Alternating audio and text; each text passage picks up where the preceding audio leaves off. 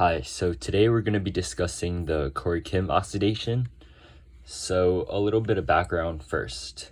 So it was first discovered by American scientist James Corey and Korean-American scientist Choon Kim. And it's used to turn primary or secondary alcohols into aldehydes or ketones. It's very similar to the Sworn oxidation that we learned earlier this year. So this is the mechanism for the Corey-Kim oxidation. So we start off with dimethyl sulfide, which looks like this,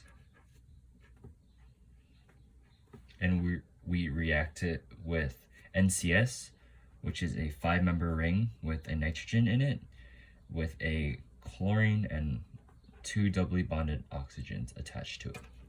So the sulfur attacks the chlorine, and the bond between the chlorine and the nitrogen sends its electrons down to the nitrogen.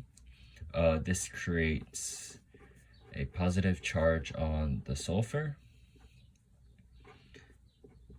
and a negative charge on the nitrogen.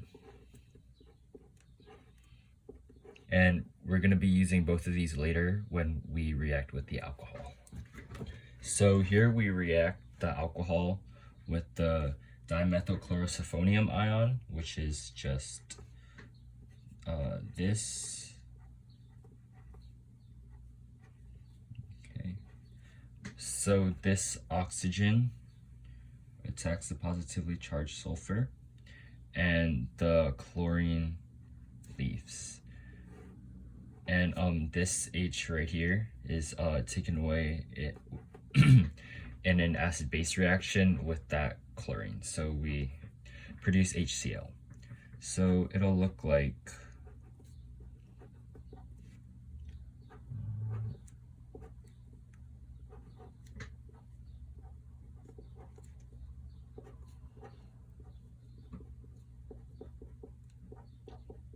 this. Okay. Afterwards, we use NET3, which is a base. So the nitrogen takes a hydrogen away from the methyl group, and the bond between the hydrogen and the carbon creates a negative charge on that carbon. So it'll look like this.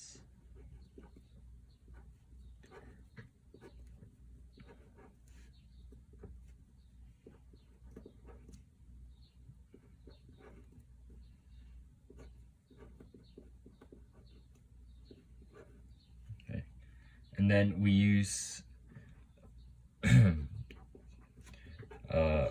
this negative charge. It attacks this hydrogen right here. The carbon-hydrogen bond sends its electrons to the carbon-oxygen bond, creating a pi bond here, and the oxygen-sulfur bond, the electrons from it go to the sulfur. So we create a ketone, and we regenerate our dimethyl sulfide. Yep, and that's it.